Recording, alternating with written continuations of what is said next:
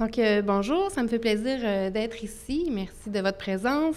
Je suis aussi nutritionniste, donc d'où mon intérêt pour la dysphagie dans la dystrophie musculaire oculo-pharyngée et d'où le titre aussi de la recherche à la fourchette.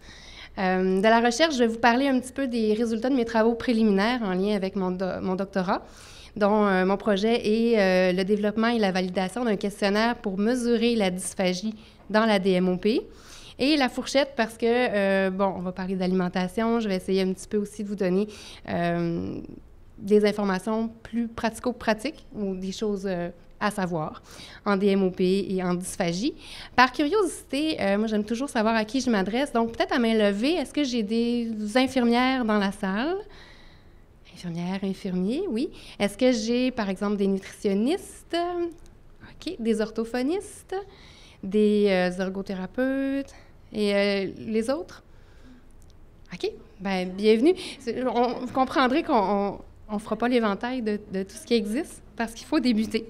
Donc, allons-y avec le plan de la présentation. Donc, je vais vous faire une petite introduction sur la DMOP et la dysphagie et ensuite, on va voir qu'est-ce qui caractérise la dysphagie dans la DMOP, comment est-ce qu'on l'évalue et c'est quoi les interventions qui sont possibles.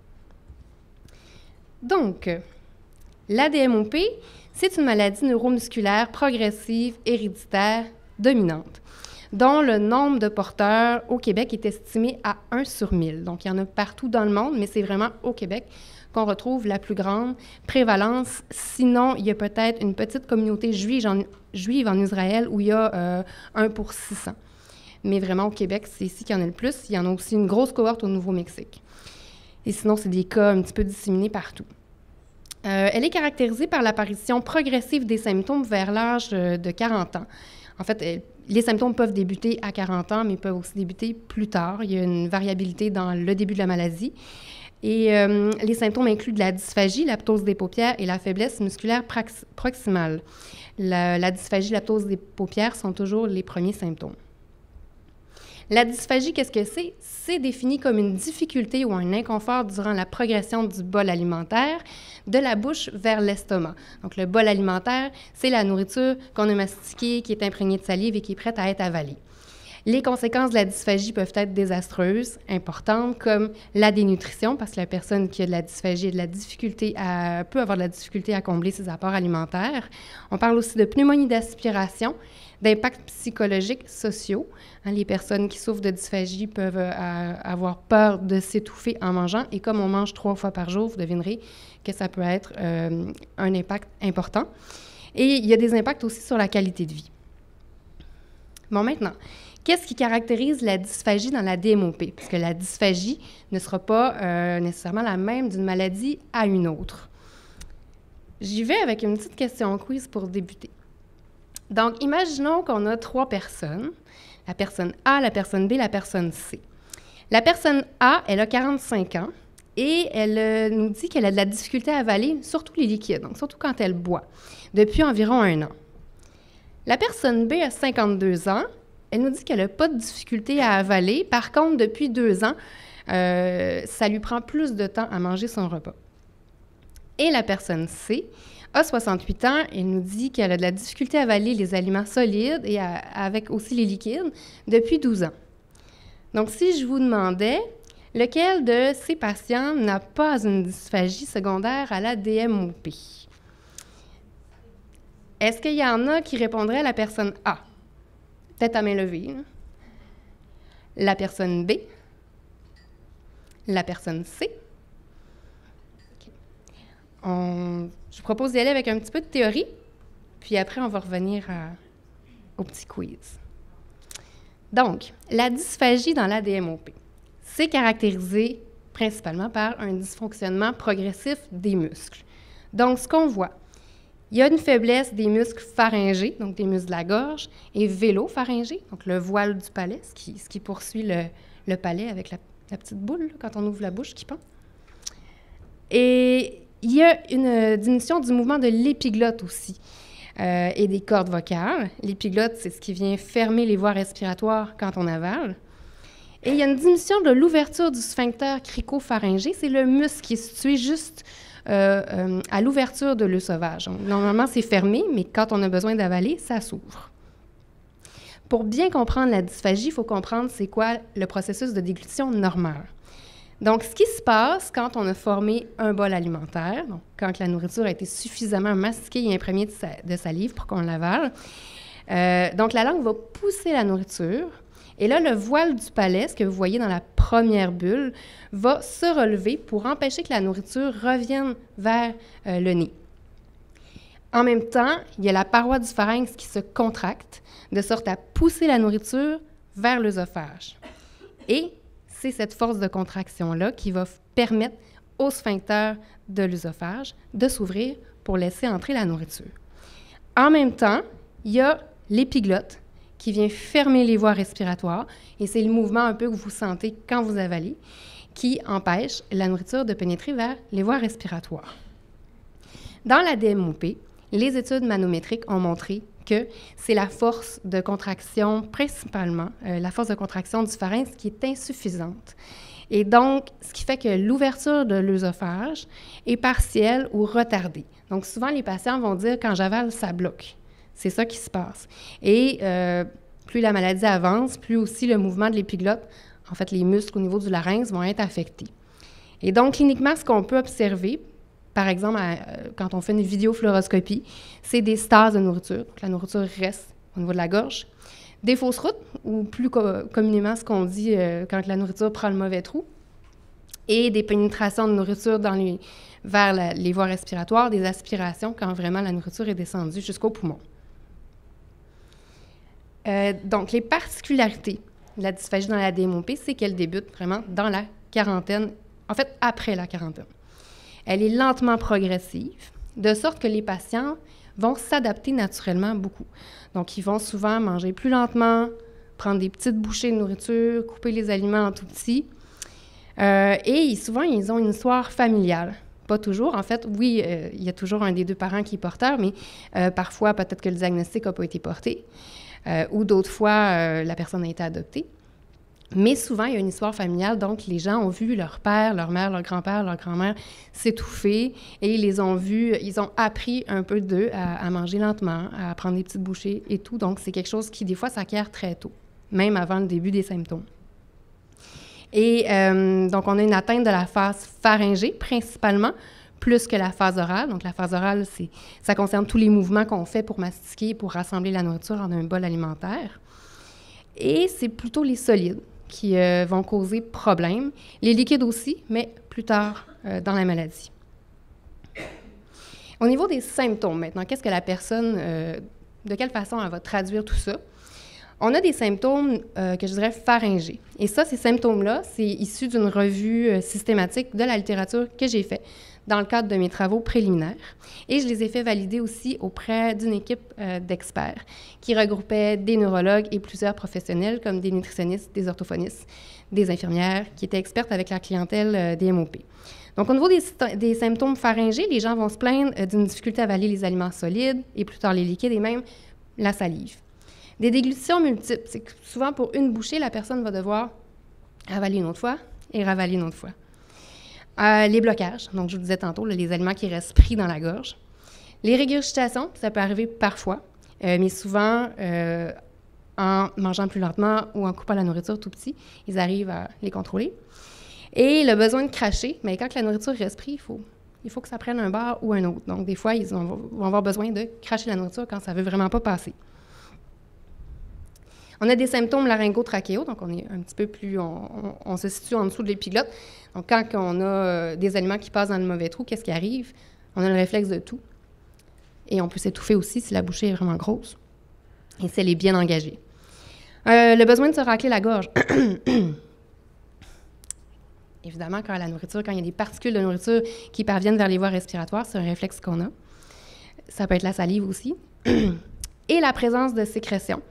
Les gens peuvent être incommodés par des sécrétions au cours de la journée, mais aussi la nuit. Et il y a des patients que j'ai rencontrés durant les petites études pilotes qu'on a faites et qui me disaient, par exemple, moi, c'est ça qui m'incommode le plus, je dors, puis là, tout d'un coup, je m'étouffe, il faut que je me lève, il faut que j'aille cracher, ou je ne peux plus dormir là, complètement couché, il faut que je prenne une position semi-assise.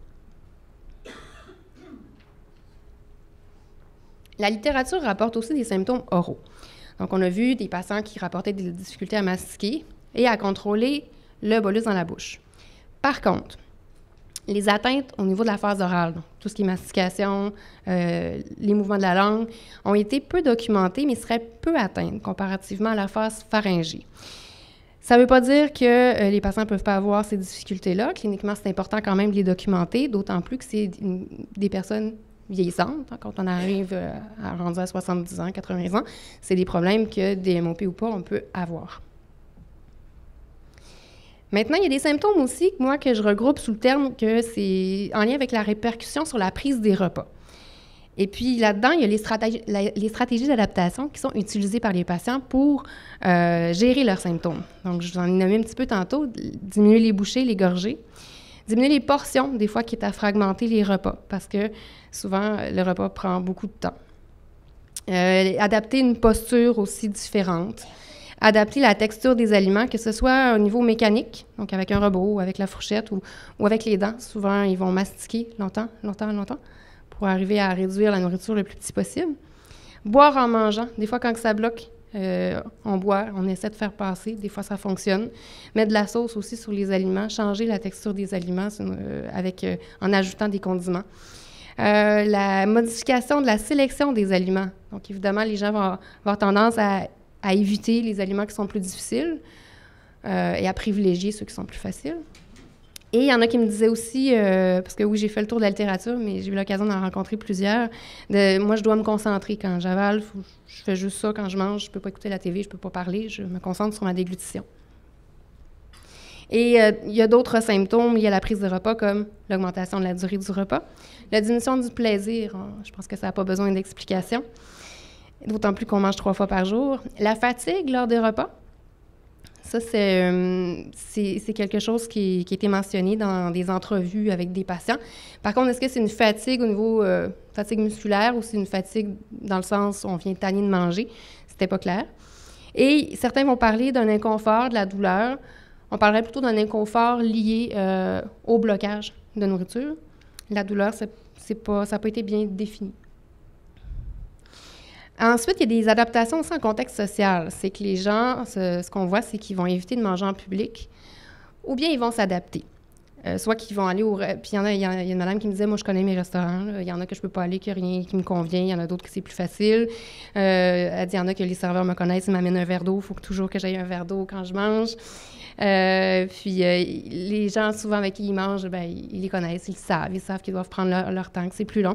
Des fois, il y en a qui vont manger avant de partir, qui est à prendre juste un dessert, qui est à... pour pas que ça prenne trop de temps ou pour pas non plus, parce que s'étouffer devant les gens, tout ça, ça peut être embarrassant. On veut pas ça. Mais il y en a d'autres qui vont carrément éviter les situations sociales impliquant un repas. Et il y a des effets psychologiques aussi. Comme la peur de s'étouffer, je l'ai nommé tout à l'heure, l'embarras devant les symptômes, la frustration aussi de ne pas pouvoir manger ce qu'on veut. Et il y a de la dépression aussi. Donc, je vous ai fait une liste de symptômes. Maintenant, quels seraient les symptômes clés, les symptômes les plus importants là-dedans, les symptômes qui caractérisent vraiment la DMOP? C'est une question que j'ai posée au groupe d'experts qui ont validé aussi les symptômes. Et je leur ai demandé ça dans le cadre de travaux préliminaires en lien avec un essai clinique qui devait avoir lieu, qui va avoir lieu prochainement, mais on n'a pas plus de détails. Et on devait choisir, un questionnaire sur les symptômes. Et là, pour ça, comme il n'y en a pas qui existe vraiment en DMOP, il fallait savoir c'était quoi les symptômes et c'est quoi ceux qui seraient le plus importants à retrouver dans un questionnaire. Donc, si je vous les remets ici, on y va avec les symptômes physiques pour commencer. Lequel de ces symptômes-là, si je vous demande de choisir 3 symptômes qui seraient des symptômes clés, qui caractérisent vraiment la dysphagie dans la DMOP, qui sont très importants? Quelqu'un qui veut se lancer? Les blocages. Se racler la gorge. Égultion multiple. En fait, toutes les réponses sont bonnes. C'est tous des symptômes qui appartiennent à la DMOP. Mais ce que les experts ont nommé, ce qui serait vraiment important, parce que des fois, puis je reviens un petit peu plus tard, mais vous allez voir que dans les questionnaires qui existent, on ne couvre pas tous les symptômes. Donc, c'était un petit peu pour ça qu'il fallait forcer un ordre de priorité au niveau des symptômes. la difficulté à avaler les aliments solides. C'est vraiment caractéristique. Je parlais la semaine passée à quelqu'un qui avait l'ataxie de Charlevoix-Saguenay, et lui aussi, il a de la dysphagie, sauf que c'est complètement différent. Lui, c'est avec les liquides qui s'étouffent le plus, c'est pas avec les aliments. Mais les personnes qui ont la DMOP, c'est vraiment les aliments solides qui vont être problématiques au départ. Et certaines catégories d'aliments, des aliments durs comme le steak, un gros steak ou des arachides, des aliments secs. Par exemple, le pain. Le pain, ça a tendance à coller. Si on veut décoller ça, ça prend une bonne contraction du pharynx. Et comme on le dit, le pharynx est plus faible. La salade, ça aussi, ça laisse des petits morceaux. C'est difficile avec la mastication là, de tout couper ça comme il faut. Donc, ça a tendance à coller. Puis là, les gens font parce que même des fois, ça passe dans le mauvais trou. Ensuite, le deuxième symptôme, ça a été le premier qui a été nommé, c'est les blocages. Dans une étude qui a été faite par une collègue au Nouveau-Mexique, Sarah Youssof, elle a présenté un questionnaire à 113 personnes atteintes de DMOP qui étaient âgées en moyenne autour de 65 ans. Et 100% des personnes atteintes ont mentionné qu'ils avaient déjà expérimenté ou qui expérimentaient des blocages. Fait que ça, c'est vraiment une question à poser à une personne qui a la DMOP voulait savoir si c'est de la dysphagie. Est-ce que ça vous est déjà arrivé? Est-ce que ça vous arrive que la nourriture bloque dans votre gorge? Ensuite, l'atout, les étouffements, c'est classique. Quand on a de la dysphagie, c'est tout de suite ça qu'on pense. On a l'image de la personne qui s'étouffe avec la nourriture. Pour ce qui est des symptômes liés à la répercussion sur le repas, on refait le même exercice. Qu'est-ce qui serait le plus important? Boire en mangeant.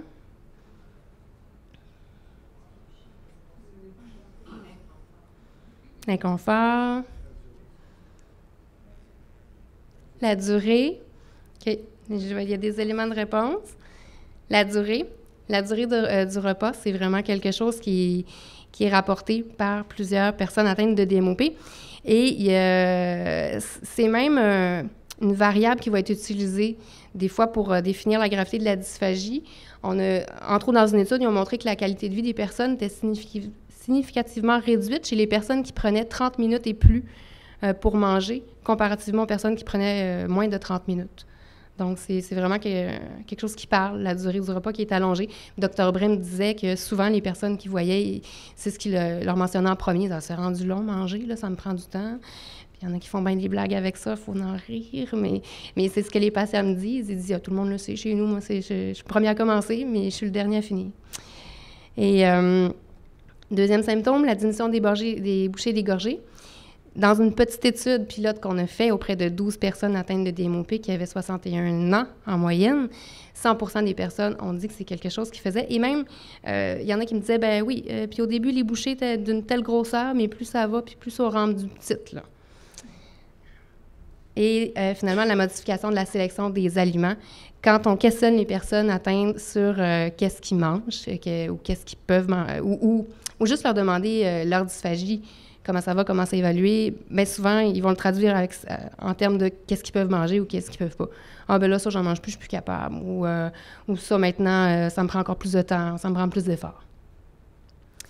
Donc, après avoir fait le tour des symptômes et des symptômes clés, si on revient à notre question quiz, des personnes, là-dedans, il y a une personne qui n'aurait pas une dysphagie secondaire à la DMOP. Ça serait quelle? J'entends des A.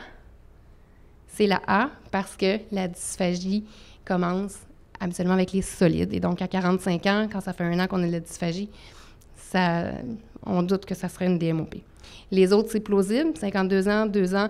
Et en fait, tout ça, ça démontre l'importance aussi, quand on fait un suivi clinique, de poser les bonnes questions.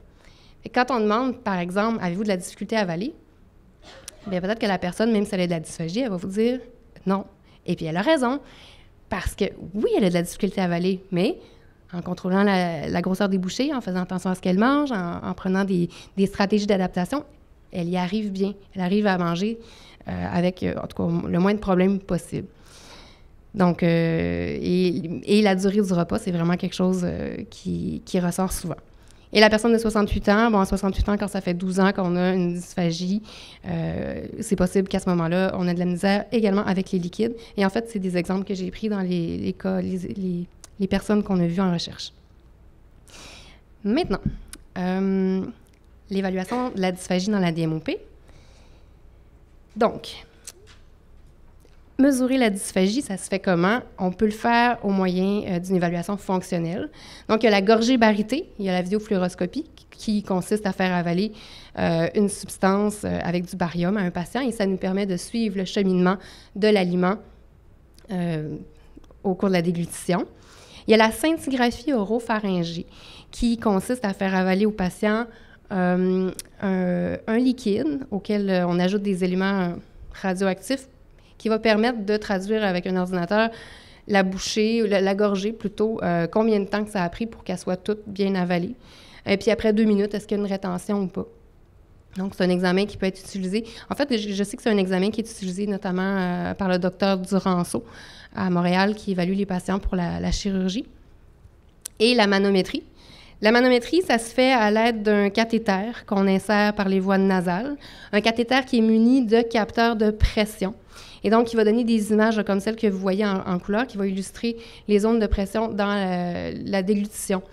Et ce que ça montre avec la DMOP, c'est qu'au niveau du sphincter, lorsque la personne avale, il y a vraiment une zone rouge, c'est que le sphincter, il reste très contracté, la pression est forte, alors qu'il devrait se relâcher au besoin quand la nourriture avale. Donc, c'est un bon test pour mesurer la dysphagie dans la DMOP.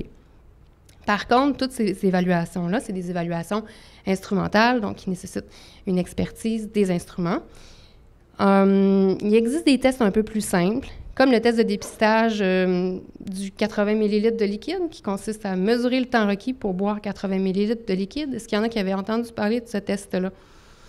En fait, c'est un test, ils appellent ça la gorgée d'eau au chevet aussi. Bon, il y a d'autres noms, mais en DMOP, c'était publié en 1997. À l'origine, c'était un test qui se voulait diagnostic de la DMOP.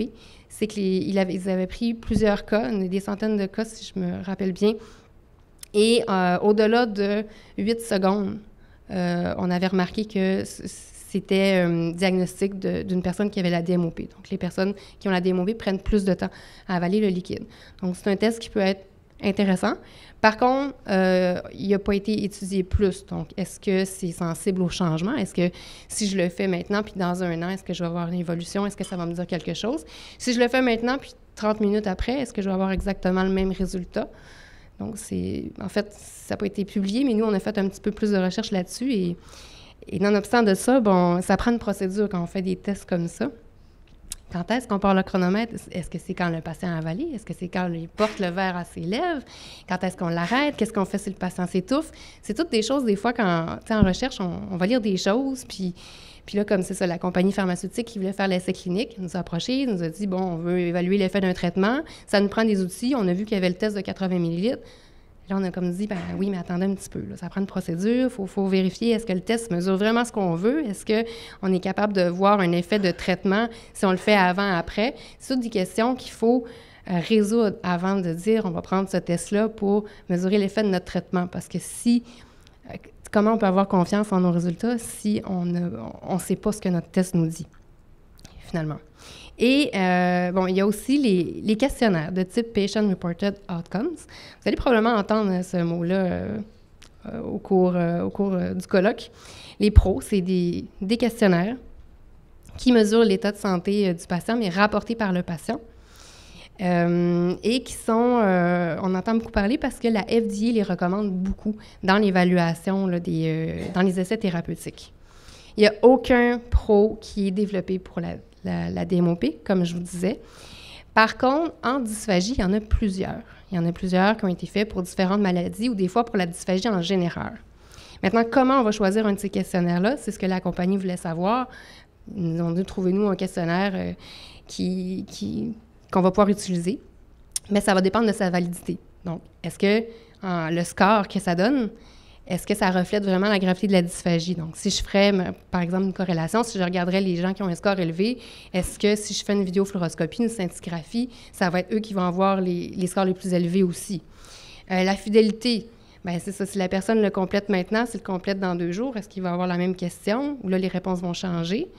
et la réponse au changement. Donc, si je le fais aujourd'hui, puis je le fais dans 1 an, puis ma dysphagie a changé, est-ce que je vais voir un changement dans le questionnaire? Parce que des fois, on change notre perception aussi. Tu sais, si aujourd'hui, puis même d'une journée à l'autre, si aujourd'hui, ça va pas bien, puis c'est une mauvaise journée, bien là, peut-être que je vais trouver que j'ai bien plus de misère aujourd'hui, puis que je vais tout voir en noir.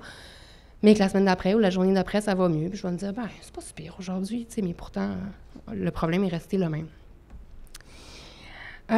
Donc, pourquoi est-ce qu'on voudrait mesurer la dysphagie?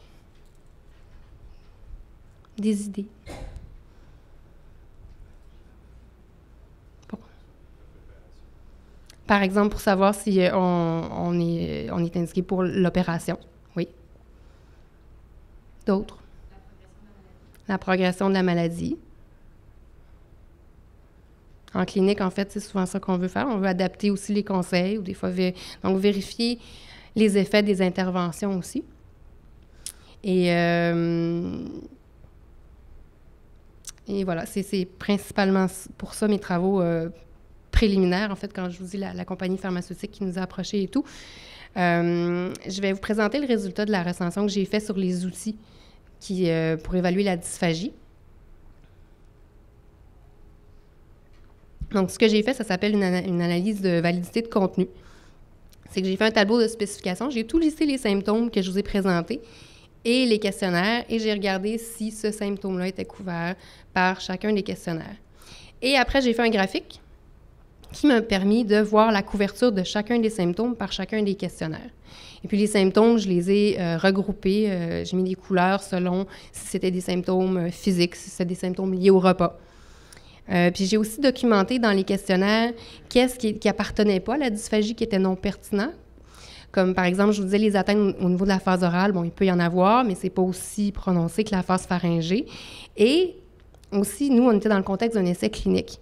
Donc, si on donne un traitement pour la dysphagie à une personne atteinte de DMOP, on ne s'attend pas à ce que la mastication soit améliorée. C'est pas ça le résultat principal qu'on s'attend. Donc, dans un questionnaire, c'est pas un symptôme qu'on veut retrouver. On ne veut pas non plus que la personne ait un score plus élevé parce qu'elle a adapté ses prothèses dentaires, par exemple. Donc, c'est important d'avoir des symptômes qui sont pertinents. Et autres symptômes, moi, j'ai fait une recension de ce qu'il y avait dans la littérature, mais des fois, il y a d'autres choses, d'autres domaines qui sont couverts par les questionnaires, comme par exemple, il y avait une question, mon rôle vis-à-vis de ma famille et de mes amis a changé à cause de ma déglutition. C'est pas quelque chose, moi, que j'ai retrouvé dans la littérature ou que les gens rapportaient, les gens qu'on a questionnés rapportaient. Par contre, c'est quelque chose qui pourrait exister, mais ça mériterait d'être questionné avant qu'on dise que oui, c'est quelque chose, c'est vraiment une question importante à poser. Donc, ce que vous voyez ici, c'est ça, les questionnaires. Donc, chaque colonne représente un questionnaire. Et en couleur, vous avez le nombre de symptômes qui sont couverts par les questionnaires. Donc, en vert, les symptômes physiques, comme les symptômes pharyngés, les symptômes laryngo-trachéaux. En jaune, les symptômes liés à la prise des repas, mais en contexte social. En rose, les stratégies d'adaptation liées à la prise des repas. En mauve, les symptômes psychologiques, les effets psychologiques. Et en hachuré, pointillé, les symptômes qui n'étaient pas pertinents et les autres symptômes. Donc, tout au bout, ça, c'est ce qu'on aurait si on avait un questionnaire qui contiendrait tous les symptômes que je vous ai nommés tout à l'heure. Et là, spontanément, ce que vous voyez, c'est que les symptômes qui comportent, donc qui reflètent le mieux tous ces symptômes-là, les questionnaires qui reflètent le mieux tous ces symptômes-là, sont aussi les questionnaires qui contiennent le plus de symptômes qui ne sont pas pertinents ou d'autres symptômes qu'on ne sait pas s'ils sont pertinents. Et la raison à ça, souvent, c'est que c'est des questionnaires qui sont faits pour la dysphagie en général. Donc, ils vont couvrir les symptômes au niveau de la phase orale, même des fois au niveau de l'œsophage, au niveau du reflux, au niveau une personne atteinte de DMOP peut avoir du reflux, mais ce ne sera pas nécessairement, en fait, il n'y aurait pas de raison que ça soit dû à la DMOP. Mais c'est ça, on n'attend pas d'un traitement qui agisse là-dessus, donc on ne veut pas ce genre de questions-là dans le questionnaire. Et ensuite, j'ai regardé quel questionnaire qui couvrait les symptômes clés. Si on regarde les symptômes physiques, vous voyez les petits X sur les parties vertes, c'est que tous ces questionnaires-là n'incluaient pas les 3 symptômes clés. Donc là, on se ramasse avec seulement 4 questionnaires qui incluaient les symptômes clés. Et seul le SSQ et le SAUL donc le premier et le quatrième, incluaient des questions sur la texture des aliments. Et comme c'est quelque chose qui était ressorti comme important, comme quoi la difficulté au solide dépend du type des aliments, les personnes qui vont modifier leur alimentation dépendamment de la texture des aliments, c'est une question que j'avais posée au groupe d'experts. Bien, est-ce que, selon vous, c'est important de poser les questions en fonction de la texture des aliments? Et ils nous avaient dit que oui. Donc, on avait arrêté notre choix sur le... Je pensais que je l'avais encerclé. Sur le SSQ. En fait, c'est ce questionnaire-là qu'on a recommandé à la compagnie pharmaceutique, tout en étant consciente de ses limites. Donc, il documente quand même bien un bon nombre de symptômes physiques, mais vous voyez qu'en rose, les symptômes liés à la prise du repas et qui sont importants parce que si on ne questionne pas là-dessus, mais peut-être qu'on n'aura pas justement, la personne a très peu de symptômes physiques, donc elle s'étouffe pas beaucoup, tout ça, mais elle prend des petites bouchées, mais elle mange pas beaucoup, mais tu sais, fait que c'est important vraiment d'axer sur les symptômes qui sont liés à la prise de repas. Et c'est tant mieux pour moi parce que finalement, c'est mon projet de doctorat de développer un questionnaire et de le valider qui vraiment va représenter l'expérience vécue par le patient atteint de dysphagie. Maintenant, si je vous demandais, et là, c'est pas une question piège, mais c'est une question qui n'a pas vraiment de réponse encore, mais sur laquelle je travaille. Donc, qu'est-ce qui reflète, selon vous, le mieux la gravité de la dysphagie dans la DMOP? Donc, on a parlé du test tout à l'heure du 80 ml, le temps requis pour boire 80 ml de liquide. Est-ce que c'est le nombre d'aliments que le patient considère facile ou difficile à avaler? Ou est-ce que c'est le nombre de stratégies d'adaptation utilisées? Qu'est-ce que vous diriez? Le nombre d'aliments que le patient considère. Je vous ai pas mal pisté un peu là-dessus, mais en fait, c'est mon hypothèse la plus forte pour le développement de mon questionnaire. Moi, je vais avoir un questionnaire là, qui inclut des questions comme est-ce que vous devez faire des efforts quand vous mangez tel type d'aliment ou... Et en fait, on a fait un petit test pilote, là, mais bon, voilà, en fait, oui, voilà mon hypothèse. La gravité de la dysphagie pourrait se refléter dans la difficulté à avaler différents aliments. Et on a eu, c'est ça, l'occasion de pré-tester un petit peu cette hypothèse-là auprès de 12 personnes atteintes de DMOP qui avaient une dysphagie auto-rapportée. Et ce qu'on a fait, c'est qu'on a sélectionné des aliments en collaboration avec des nutritionnistes experts en dysphagie. On a sélectionné une vingtaine d'aliments qu'on a catégorisés là, comme étant faciles, moyens, difficiles, avec les connaissances qu'on avait. Et on a listé aussi les adaptations qu'on retrouvait dans la littérature. Puis là, on demandait aux personnes de classer, d'une part, de classer les aliments. Donc, classer ceux qui sont difficiles à avaler ou qui vous demandent un plus grand effort, ceux qui sont moyens ou puis ceux que vous n'avez vraiment pas de problème à avaler. Puis on leur demandait de cocher les adaptations qu'ils utilisaient. Et on leur a fait remplir aussi le SSQ. Puis on a dit, on va faire des corrélations entre tout ça, on va regarder qu'est-ce que ça dit. Et là, vous voyez les aliments qu'on a utilisés. Et j'aurais le goût de vous dire, prenez un papier, puis un crayon, puis peut-être, quelle heure est-il? Je vais vous laisser peut-être un petit 5 minutes pour en mettre quelques-uns. Là. Faites-vous 3 colonnes, aliments difficiles, aliments difficulté moyenne et aliments faciles. Des aliments que vous pensez.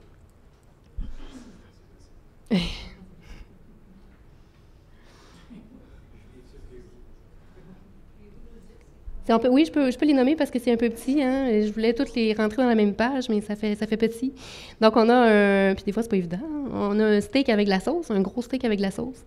Des ananas, une soupe avec des gros morceaux de poulet, une tranche de pain blanc, des légumes en conserve, ça peut être des fèves, ça peut être des carottes, des concombres, on a du fromage en grains, on a de la salade, pas de vinaigrette, rien, des feuilles de laitue, une carotte, du céleri, on a des bananes, et puis ça, c'est un plat gratiné. Donc, on demandait, là, vous devez prendre la bouchée avec le gratiné, parce que des fois, il y a des patients qui nous disaient, j'enlève le gratiné. Une orange, une toast beurrée, on a des noix, des arachides, des raisins, du riz blanc, pas de sauce, des patates, du poulet avec de la sauce et on a du melon d'eau. Donc, on va reprendre, l'idée étant surtout d'essayer d'en classer quelques-uns. En fait, oui, c'est ça. Ce que je vais vous montrer, c'est une fois qu'on a fait faire l'exercice à nos 12 personnes, On a comptabilisé les résultats en attribuant une somme pondérée. Donc, quand un aliment était mis, par exemple, dans la catégorie difficile, on lui accordait 2 points. Quand il était mis dans la catégorie moyenne, on accordait 1 point. Et quand c'était facile, c'était 0. De sorte à donner comme un score à chacun des aliments. Et on s'est dit, on devrait avoir à peu près un ordre de difficulté relative des aliments. Puis on l'a comparé aussi à l'ordre que nous, on avait fait avant. Et donc, voilà ce que ça nous a donné.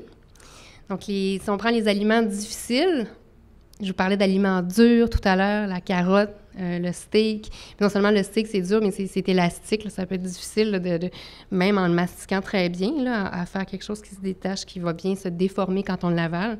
Les noix, les arachides, le pain frais, ça colle. Puis le céleri, il y a des filaments dans le céleri qui peuvent être incommodants. Fait que ça serait des aliments difficiles pour une personne atteinte de DMOP. Ensuite, des aliments, progressivement, là, au fur et à mesure que la dysphagie progresse, il y a des aliments qui deviennent plus difficiles. On tombe dans la catégorie moyenne, avec la toast, mais avec du beurre dessus, bon, ça aide un petit peu là, à mieux glisser. Le fromage gratiné, la salade. Et quand on tombe dans la catégorie facile, bon, le melon d'eau, les ananas, c'est tous des aliments qui ont un contenu en eau, qui sont peut-être plus faciles à avaler, mais là, on n'a rien un petit peu dans la littérature là-dessus, là, c'est quoi un aliment difficile, puis c'est quoi les propriétés d'un aliment qu'on a déjà mastiqué puis qui est prêt à avaler. Quand est-ce? Vous savez, on avale tellement de fois par jour, puis tellement de fois dans un repas sans y penser, mais tout ça ici, ça travaille, puis ça se parle, puis ça se dit, non, on mastique encore un petit peu, là, c'est pas assez, là, tu vas t'étouffer, puis on fait ça tout le temps sans y penser. Pour les personnes qui ont la DMOP, ça devient quelque chose qui est plus réflexe, ça devient quelque chose qu'ils sont obligés de penser parce que, comme si il faut vraiment qu'ils adaptent leur seuil de déglutition. Donc, quand le cerveau dit c'est prêt à avaler, non, il faut que je continue. Et donc, une personne qui nous dirait, moi, j'ai de la difficulté à manger du concombre, des fois, oui, je peux m'étouffer avec des raisins. On pourrait penser qu'il y a une dysphagie plus sévère que quelqu'un qui n'a pas de misère, puis qui dit non, moi, c'est juste les carottes. Donc, c'est un peu ça nos hypothèses. Puis là, on a fait passer le test à 12 personnes. Évidemment que 12 personnes, ça peut pas être représentatif de l'ensemble des personnes, mais c'est quelque chose qu'on aimerait peut-être faire là, à plus grande échelle. Et là, je vous disais, on a fait correspondre les résultats. Donc, le tableau que vous voyez ici, c'est l'association entre nos différentes variables et le SSQ, donc le score à notre questionnaire SSQ. C'est ce qu'on a dans la première colonne. Et j'ai issu quelques questions du SSQ. Donc, le SSQ, il y a 17 questions.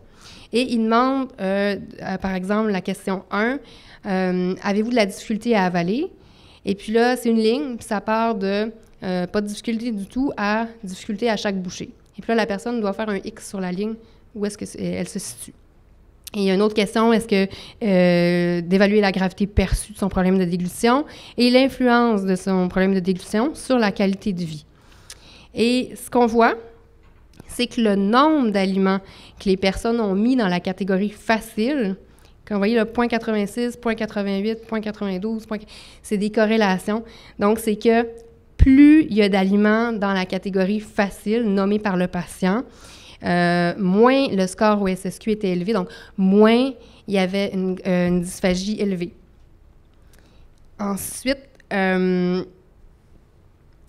au niveau des stratégies, donc ça aussi, on avait des corrélations significatives. Et puis ça, c'est étonnant qu'on trouve des résultats significatifs là, parce qu'on avait seulement 12 personnes, c'était très pilote, mais ça nous encourage là, à aller plus loin vers cette hypothèse-là.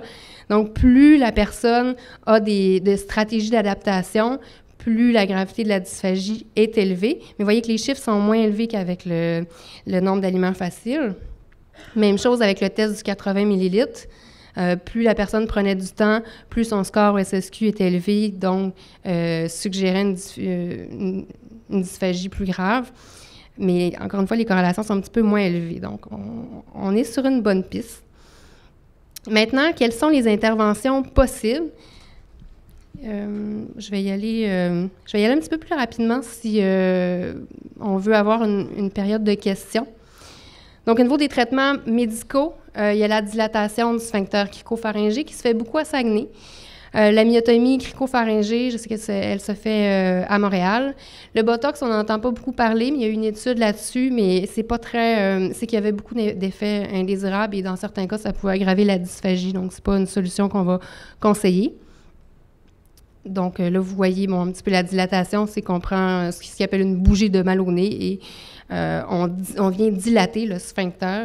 Là, c'est une image au niveau de l'œsophage.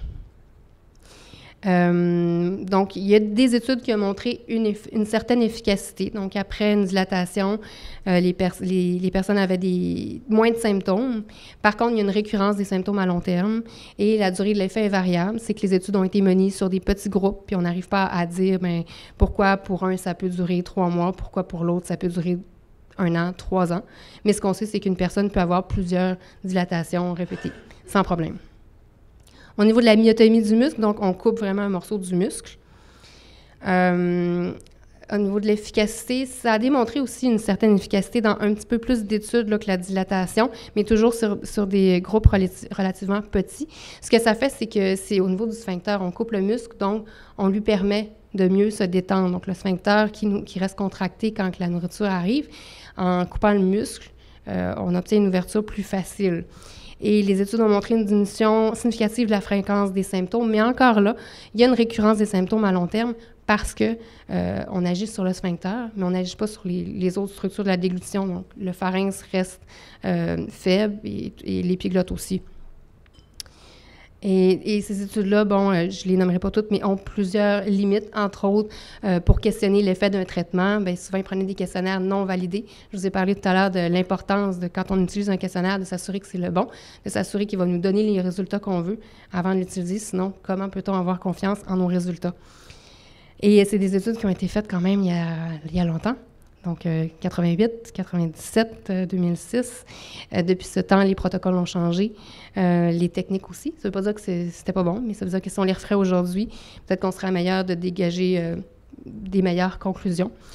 Pour ce qui est de la durée de l'effet aussi, on ne le sait pas plus. Il faut comprendre que c'est des études qui ont été faites en milieu clinique. Donc, on profite du fait qu'il y a un certain nombre de personnes qui ont été, par exemple, opérées. Et puis là, à un temps X, on les rappelle, on évalue leurs symptômes. Puis là, entre l'opération puis ce moment-là, il peut s'être passé 3 mois, 6 mois, 2 ans. Donc, ça devient difficile. Comme c'est un petit groupe, ça devient difficile de dire, eux, ils ont eu une durée d'efficacité plus élevée parce que, exemple, la dysphagie était moins élevée. On ne peut pas faire de comparaison parce que la taille du groupe ne nous le permet pas. Et il y a un petit mot sur les interventions professionnelles en dysphagie. Donc, la dysphagie s'évalue idéalement en équipe multidisciplinaire, donc on peut faire intervenir différents professionnels. Ils devraient toujours comprendre au minimum une évaluation nutritionnelle parce que la dysphagie, c'est relié à l'alimentation, à l'état nutritionnel et une évaluation de la musculature, des mécanismes de la bouche et des structures de la gorge. On peut enseigner des techniques compensatoires, donc les orthophonistes le font régulièrement. Les stratégies d'adaptation utilisées par le patient, s'ils ne les utilisent pas déjà, c'est des choses qui peuvent être suggérées, de diminuer la grosseur des bouchées, de boire de l'eau, de mettre de la sauce. Adaptation de la texture des aliments, la consistance des liquides, c'est toujours à faire attention.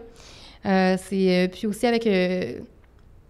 ce que je voulais dire d'important, c'est que je pense qu'on ne traitera pas la personne qui a une DMOP, la dysphagie d'une personne qui a la DMOP, de la même façon qu'une personne, par exemple, qui vient de faire un ACV et qui, là, se ramasse au dépourvu, ne sait plus quoi manger, a peur de manger, ne sait plus qu'est-ce que ça va faire.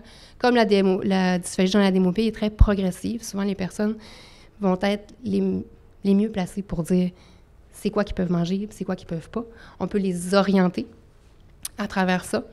Mais toujours faire attention. Est-ce que de prescrire une texture, par exemple, est-ce que de dire à quelqu'un, vous allez manger en purée parce qu'on a vu sur votre examen, il y a de la nourriture, il y a des liquides qui passent dans vos poumons, mangez en purée, puis vous ne ferez pas de pneumonie d'aspiration. Il n'y a aucune étude qui est claire à ce sujet-là. On ne le sait pas. Donc, on va surtout le conseiller dans le cas où la personne vraiment a de la misère a de la misère à combler ses apports nutritionnels, ben, peut-être dire, ben, écoutez, peut-être certains aliments comme la viande, au lieu de l'éviter, ben, essayez peut-être de la passer au robot ou c'est ça. Mais il y a d'autres aliments, et c'est des personnes qui vont avoir trouvé des stratégies, c'est ça, pour s'alimenter. Donc, en fait, c'est de faire équipe avec le patient. Et puis, la nutrition entérale, il n'y a pas plus d'études non plus là-dessus. Est-ce que ça augmente la qualité de vie? Est-ce que ça augmente la survie? On ne le sait pas. Ça peut être une bonne idée aussi. Puis, ça ne veut pas dire non plus l'arrêt de l'alimentation normale. Ça peut être utilisé comme à côté. Et donc, c'est des choses qui sont évaluées par les professionnels. Et où en est la recherche, elle est loin. Elle est loin en dysphagie, en nutrition. Elle est encore plus loin en DMOP et en nutrition. Mais bon, c'est tout un champ de recherche qui s'offre et que j'espère pouvoir... j'espère en faire d'autres recherches dans ce domaine-là. Et je vous inviterai à réfléchir, surtout les personnes qui travaillent avec des patients qui ont la DMOP. Comment est-ce que je peux améliorer ma pratique clinique avec la clientèle atteinte de DMOP, avec ce que je vous ai dit? Je ne sais pas s'il y a quelqu'un qui a le goût de partager quelque chose, qui a allumé sur quelque chose, ou je vous ai peut-être rien appris. Mais bref, en tout cas, moi, si j'avais un message à livrer, c'est vraiment de poser les bonnes questions. C'est là-dedans qu'on est tout le temps. Là. Mon projet de doctorat, ça va être de construire un questionnaire. On ne fait pas ça sur le coin d'une table. Tu sais, la façon qu'on va poser la question, on peut poser la question de plein de façons différentes, puis on n'aura jamais la même réponse. Donc, tout ça, c'est important. Et quand je parlais les stratégies d'adaptation, juste de demander, comme quand on faisait le recrutement, par exemple, pour nos études pilotes, ça me prenait des gens qui avaient une dysphagie. Donc là, l'assistant de recherche appelait, puis elle disait, OK, vous avez une DMOP, bon, vous passez une liste de critères. Est-ce que vous avez de la difficulté à avaler? La personne disait, non, ça va bien. Mais là, c'est ça, quand on posait plus d'autres questions, ben OK, mais est-ce que ça vous prend plus de temps à manger? Est-ce que... Ben là, on avait des oui. Fait que l'importance de poser les bonnes questions. Donc, voilà, je vais être disponible pour vos questions. Je tiens à remercier mes directeurs de recherche, les co-chercheurs qui sont avec moi aussi sur mon projet. Et c'est un projet qui a été, je suis fière de le dire, qui a été financé par Dystrophie musculaire Canada pour cette année. Et entre autres aussi AFM Téléthon. Donc, merci à tout ce monde-là. Voilà.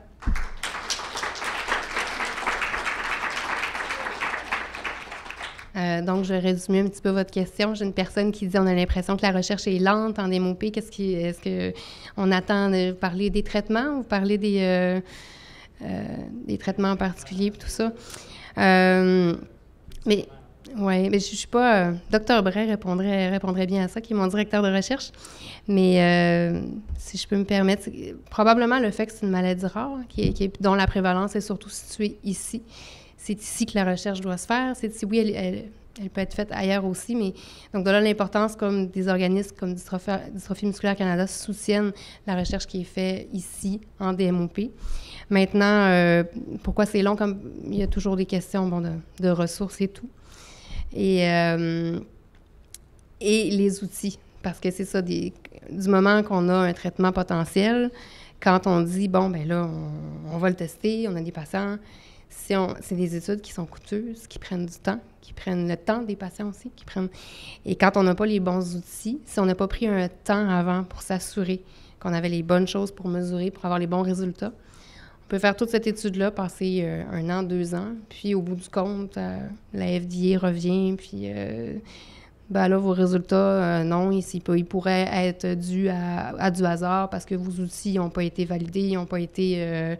Et puis, ils ont raison. Puis, quelque part, si c'est des traitements qui viennent à être mis en marché, bon, ça prend plusieurs étapes. Je ne rentrerai pas dans les étapes de commercialisation du médicament. Ça prend plusieurs étapes pour s'assurer que le médicament a vraiment une efficacité, à qui peut être donné, il n'y a pas d'effet secondaire, ou il y en a, mais on les connaît et ils sont acceptables. Donc, ça prend plusieurs étapes. Et j'ai perdu mon idée, mais en gros, c'est ça. Et du côté des chercheurs qui s'intéressent à la DMOP, comme c'est une maladie rare, orpheline, ils sont moins nombreux aussi. Donc, moi, je suis fière un peu d'être un peu la relève là-dedans. Donc, voilà.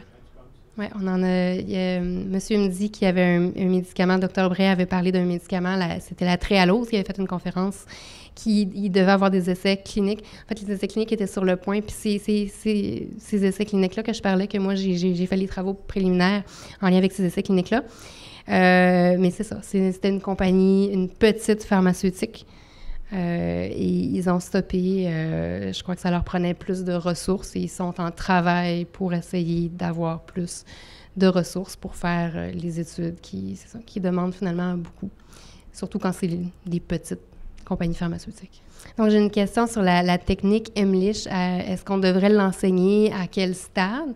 C'est une bonne question. Puis, la semaine passée, j'ai rencontré des patients à titre de patients partenaires. Si vous avez pris la conférence de Marjolaine juste avant moi, elle parlait des patients partenaires en recherche. Donc, c'est des patients qui ont la maladie puis qui nous aident là, à travers les différentes étapes de notre projet. Et il y en a une qui, justement, là, je faisais un pré-test de mes groupes de discussion pour savoir les symptômes et comment ils vivent la dysphagie. Et il y en a une qui me disait qu'elle, justement, n'avait pas d'histoire familiale parce que sa mère, qui avait la DMOP, est décédée d'une crise cardiaque jeune. Donc, elle n'avait pas eu d'histoire familiale, d'exemple. Puis, quand elle a commencé à s'étouffer, vraiment, ça l'a pris de panique. Puis, elle me disait, là, maintenant, quand je suis toute seule chez moi, je m'assure que mon voisin est là. Mon voisin sait comment faire le Emlich. Si je vais au restaurant, je sais où sont les sorties d'urgence, les toilettes. J'ai toujours une personne avec moi. Bref, elle ne mange jamais seule parce qu'elle aurait trop peur de s'étouffer et d'être pas capable. Donc, probablement que toutes les personnes devraient être capables moi, je pense que ça peut être pertinent, l'enseignement de la technique Emlich. Qu'il y en a besoin ou pas, si le moment ça se présente... ils vont être contents de l'avoir su. Puis en comparaison, j'avais une dame qui, elle, avait une histoire familiale que depuis qu'elle avait 10 ans, donc qu'elle savait que peut-être pas que c'était de la DMOP, mais que dans sa famille, il y a des personnes qui s'étouffaient, puis que c'était une maladie. Puis là, même, c'est ça, elle me disait, on était toute petite fille, puis on disait, ah, toi, tu l'as, parce qu'on se regardait manger. Puis des fois, on s'étouffe en mangeant, même si on n'a pas de dysphagie, ça arrive, quelqu'un nous fait rire ou bien on a mal avalé. Puis, mais elle disait que c'était pas arrivé jamais qu'elle avait besoin de Emlich.